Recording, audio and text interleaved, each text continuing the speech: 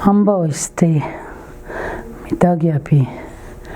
I just came today. I'm going to tell you a story. It's going to be a story about Iktomi. Iktomi is a spider, and what that spider does is he goes around doing all the things that we're not supposed to do. And so, but he helps the people when he does that because he shows us how we're not supposed to act. So this is a story about Iktomi. And so I'll start. A long time ago, Iktomi was walking around in the prairie on a nice sunny day, and he was getting blown around. First he'd get blown this way really far, then he'd get blown that way really far. He didn't have no control because he was a little spider and he didn't weigh very much. And so he was getting blown around for a while, and all of a sudden he got blown into a big sleeping giant's nostril. So this big giant was sleeping, and the Iktomi got blown right inside his nostril. And Iktomi was like, oh my goodness, what am I going to do now? So he got away. And the big giant wanted to eat Iktomi, and Iktomi was too small. He wouldn't be able to get away. So he told Giant, he said, little brother, he says, can you let me go free? And he goes, no, you need to find me some food, or you need to feed me. I'm hungry. I've been sleeping for a really long time. And so Iktomi thought for a while, scratched his head and thought about stuff, and then he told the giant, he said, little brother, you know what we'll do? He said, we're gonna go and take a walk. He says, I know where there's a village, and I know you really love eating village people. He said, and I know where there's a village of really kind of chubby people. You'll like them. He said, I'll take you there. And the giant was like, oh yes, I want to go. I'm hungry. So he took Iktomi out and let him walk. And so Iktomi's walking beside the giant, and then he thought, oh, I'll talk to the giant for a while. And he told the giant, he said, little brother, what's one thing you're really afraid of? Can you tell me? And the giant says, I'm not afraid of anything, you know. He says, I'm that one that comes to all the communities and all the villages, and I bring things that are really challenging for people. He said, people cry when they see me because they know that I'm no good. He said, so I'm not really scared of anything. And Iktomi said, you must be scared of something. Can you tell me just even one little small thing you're scared of? And then the giant thought for a while, and he said, I'm really afraid of the people when they start singing and the drum beat. That drum beat just scares me. I don't like it. He says, and you know what else scares me worse than a drum beat? He says, is when they start shaking those bells. So that scares me.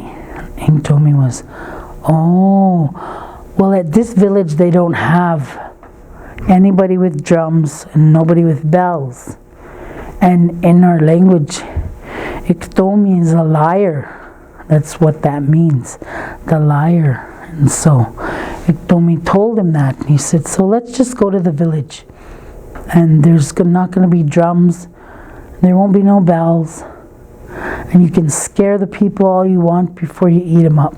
And of course the giant thought, sounds good. And they walked on. And just before they were coming to the village, they were coming on the top of the hill, and then they had to go down. And they seen the village. And then Iktomi told him, he said, there's the village. He says, you know what I'm going to do? I'll go down ahead of you, and I'll round up all the people in the back. He says, and when I round them up in the back there, he says, when they're there, that's when you'll start coming down. So I'll bring them out to the center. By the time you get down the hill, they'll be in the center. And Giant was like, yes, thank you, Iktomi, you're so awesome. I just love you.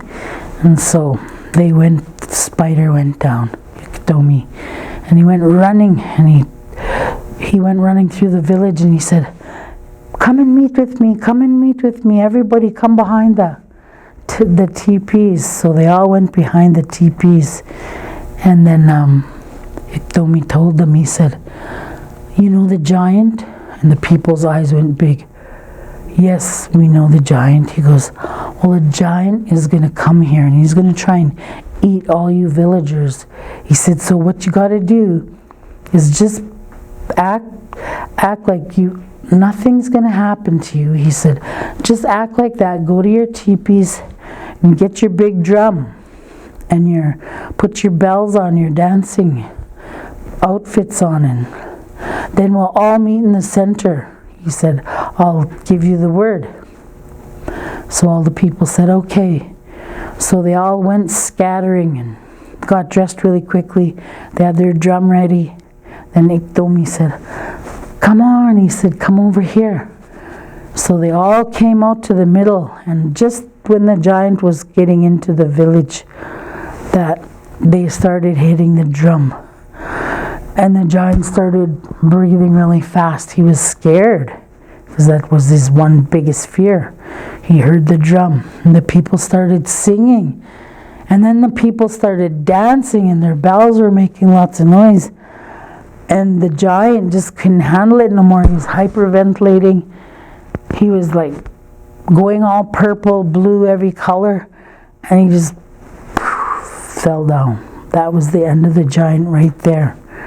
And so Iktomi saved the day again.